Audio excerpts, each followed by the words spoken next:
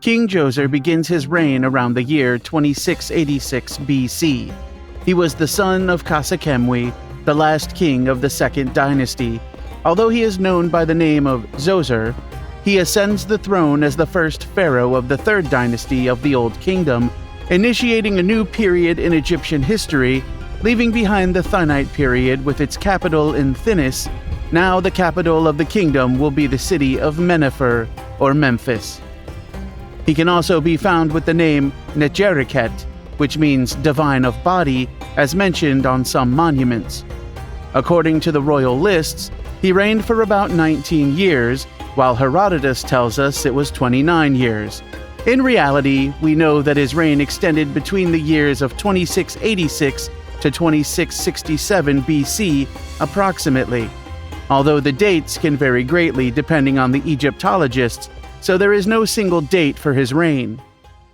He established himself in the capital of the Old Kingdom, Memphis, which was the first nome or province of Lower Egypt, and moreover, it was a geographically central hub between Upper and Lower Egypt.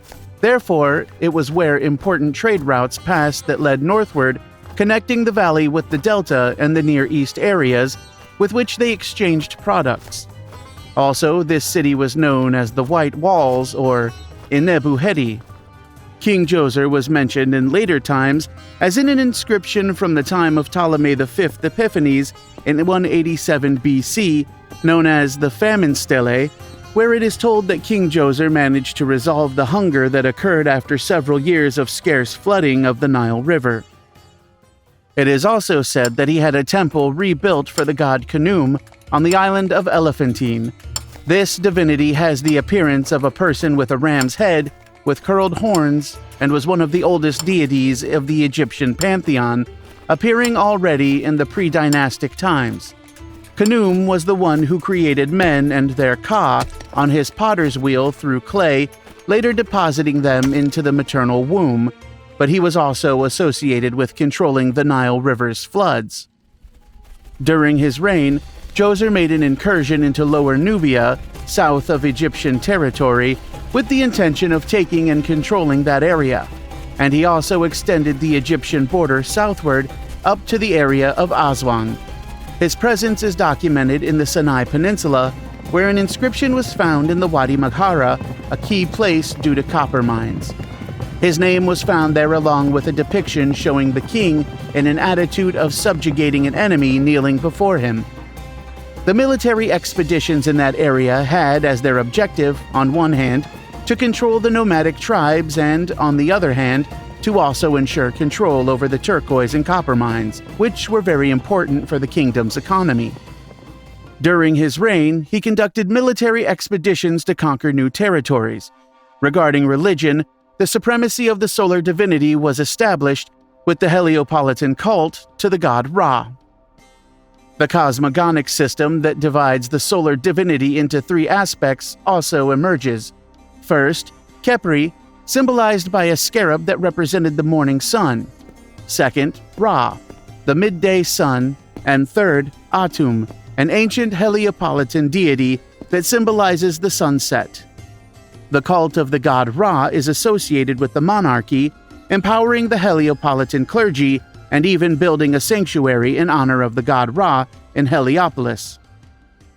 Although his tomb is the Step Pyramid of Saqqara, he also had another one built, a mastaba at Bet Khalaf near Abydos. To get an idea of what King Djoser was like, his statue was found in the Serdab, a small chamber near the tomb representing the deceased as a support for his ka, his double, or vital energy.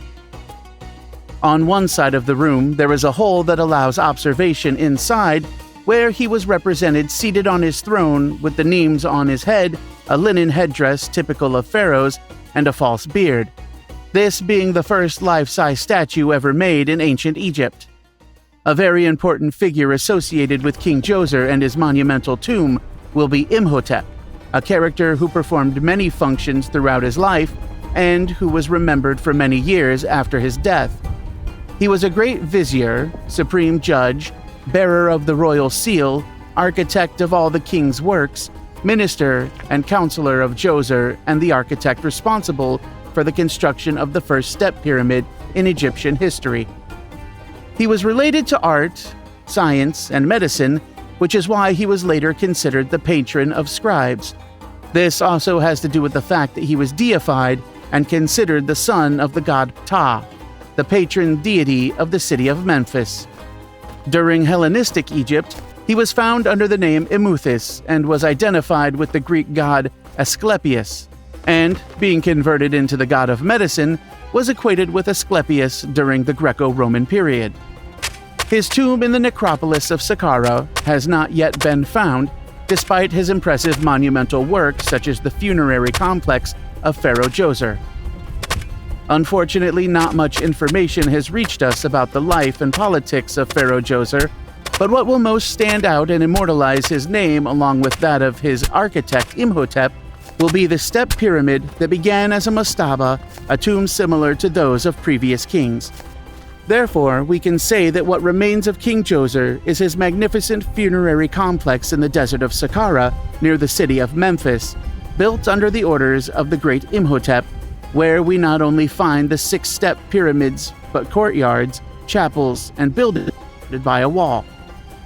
When we talk about Djoser's pyramid, we are talking about the oldest stone construction, as previously the tombs, as well as the cities, were built with adobe bricks, which have been lost over time, leaving only the foundations or underground structures, as is the case with mastabas or tombs from the previous period, the Thinite period.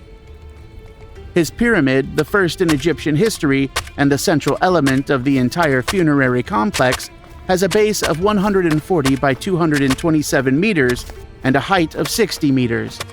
Originally, its form was to be a mastaba like his predecessors, but its design was later changed by adding more superimposed steps, resulting in a pyramid with 6 steps. Inside the pyramid, there are corridors and chambers. The body of the deceased pharaoh was deposited in the main chamber, located in the center, built underground, that is, under the pyramid about 28 meters deep in the subsoil.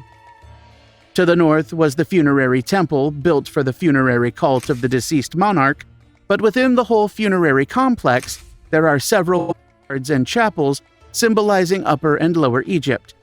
Among them, there is a Hebsid courtyard located to the south, where the said festival of rejuvenation and reaffirmation of the king's power was represented with large pavilions and chapels that allowed the king to celebrate the Jubilee, and the Serdab courtyard where the life-size statue of King Djoser is found.